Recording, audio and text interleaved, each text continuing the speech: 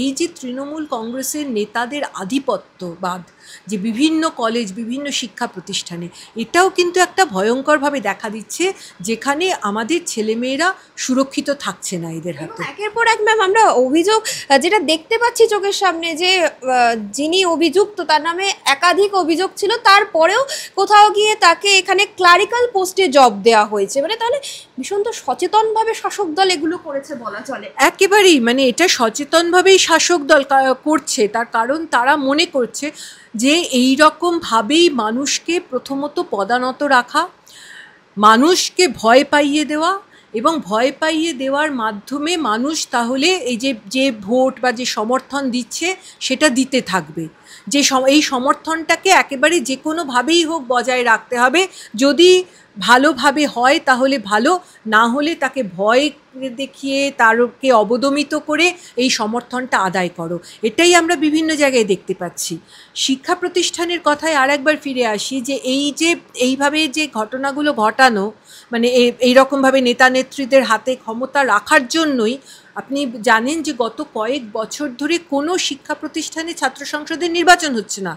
কারণ এই গণতান্ত্রিক পদ্ধতি চালু হলেই কিন্তু একটা ছাত্র সংগঠনে যারা আছে তাদের হাতে ক্ষমতাটা আসবে, মানে যারা ছাত্র সংগঠনের যে নেতৃত্ব, যেটা বদল হতে পারে, নতুন নেতৃত্ব ছাত্র সংগঠনে আসতে, ছাত্র সংসদে আসতে পারে।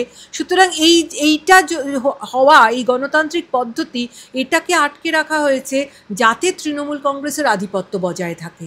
সেই জন্যেই যার সম্পর্কে অভিযোগ শুনেও তার কোনো অ্যাকশন নেওয়া হচ্ছে না, কারণ তার আধিপত্য বজায় রাখতে হবে, তো তাকে তো নেতা পদে রেখে দিতে হবে। তাই জন্যই এইরকম ধরনের ঘটনা ঘটছে। এবং খুব অদ্ভুতভাবে দেখা যাচ্ছে যে শাসক দল এবং প্রধান বিরোধী তারা বারংবার প্রেস কনফারেন্স করে কোন দলে কে ধর্ষণকাণ্ডে বেশি অভিযুক্ত বা কে কি ঘটনা ঘটেছে তার ব্যাখ্যা দেওয়া হচ্ছে একটা ঘটনা ঘটে যাওয়ার ফলে। সুতরাং মানে সবাই কি ঘাড় থেকে দায় ঝেড়ে ফেলতে চাইছে। দেখুন, রাজনৈতিক নেতৃত্ব, বিশেষ করে এই দুটি দলের, আমি তাদের সময় অনেক দিন ধরেই দেখছি, তারা এখন যেভাবে যে সমস্ত কাজে ব্যস্ত, সেই সমস্ত কাজে সাধারণ মানুষের সঙ্গে তার কোনো যোগাযোগ নেই।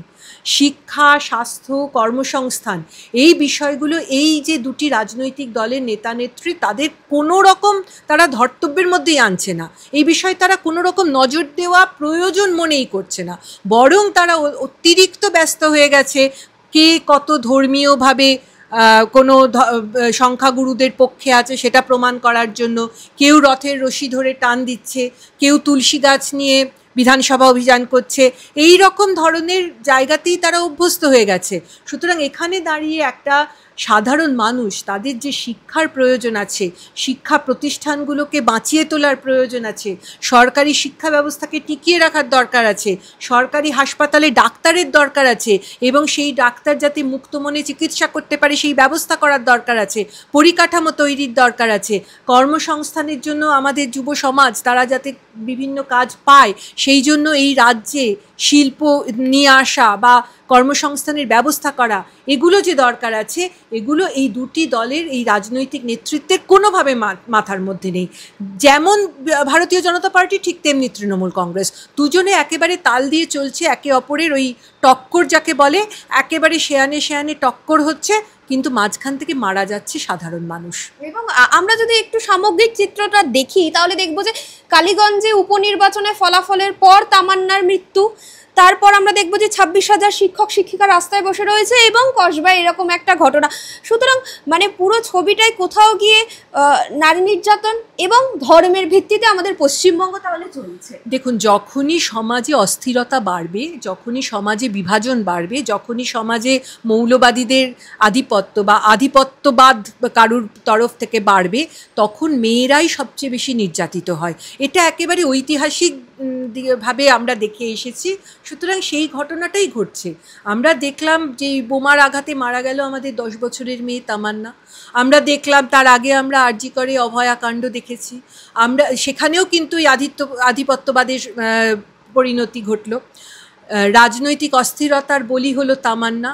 ঠিক একইভাবে আবার এই যে ঘটনাটা ঘটলো কসবাতে ল কলেজে, সেখানেও কিন্তু একদম পরিষ্কারভাবে মানে একজন নেতা, তৃণমূল কংগ্রেসের নেতা, সে ওই মেয়েটিকে বিয়ে করতে চেয়েছিল, মেয়েটি রাজি হয়নি। স্বাধীন সত্তা হিসেবে তার এই অধিকার আছে যে সে কারুর বিবাহ প্রস্তাবে রাজি হতে পারে কি না হতে পারে, নিশ্চিতভাবে সেখানে কারুর কিছু বলার নেই। কিন্তু তাকে যেহেতু সে বিবাহের প্রস্তাব দিয়েছিল, সেই জন্য তাকে ধর্ষণ করা হলো, গণধর্ষণের শিকার হতে হলো সেই মেয়েটিকে। এটা ঘটেছে বলে আমরা জানছি, সেই আধিপত্যবাদ। কিন্তু শুধু তো বিবাহের প্রস্তাব না, এরকমও আমরা তো দেখেছি যে যদি কেউ বিরোধী রাজনৈতিক দল করে তাহলে তার ওপর ধর্ষণের ঘটনা ঘটতে পারে। যদি কেউ বিরোধী মতামত রাখে, প্রতিবাদী ভূমিকা রাখে, তাহলে তাকে নানা রকমভাবে নির্যাতনের শিকার হতে পারে। সুতরাং এইরকম আমরা বারবার দেখে আসছি, গত 14 বছর ধরে আমরা দেখে আসছি। এটাই ঘটছে পশ্চিমবঙ্গে, এটাই পশ্চিমবঙ্গের বর্তমান পরিস্থিতি।